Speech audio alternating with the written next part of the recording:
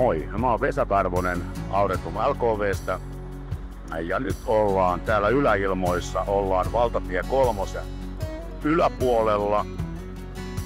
Täältä kurvataan nokka kohti Nurmijärven Rajamäkeä. Meille tuli myytiin sieltä 6,5 hehtaarin kokonaisuus, jossa on paljon hallitilaa.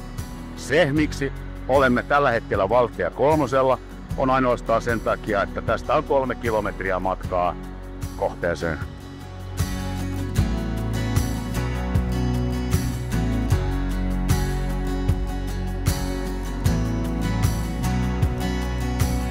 Tällä kiinteistöllä sijaitsee useita rakennuksia, yhteensä 4000 neliötä, ja ne soveltuvat monenlaiseen toimintaan ja varastointiin.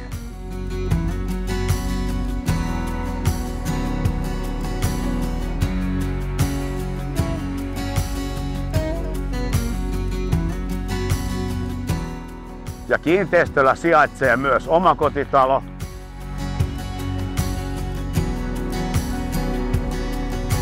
Ja 2 asuntoa. Paljon lämmintä tilaa ja kylmää myös. Tämä kolmiosainen halli koostuu 584 tilasta ja siinä välissä on 364 tila.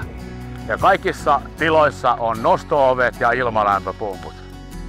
Melkein kaikissa tiloissa on vuokralaiset, joten toiminta olisi siis olla vuokraisäntä tai emäntä.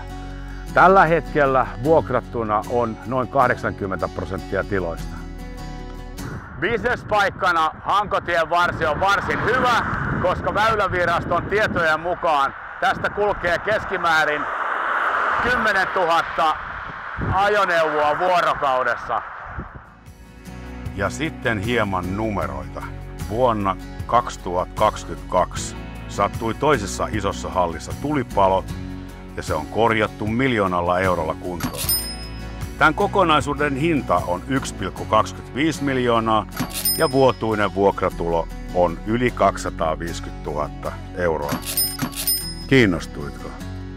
Nähdään näytöllä!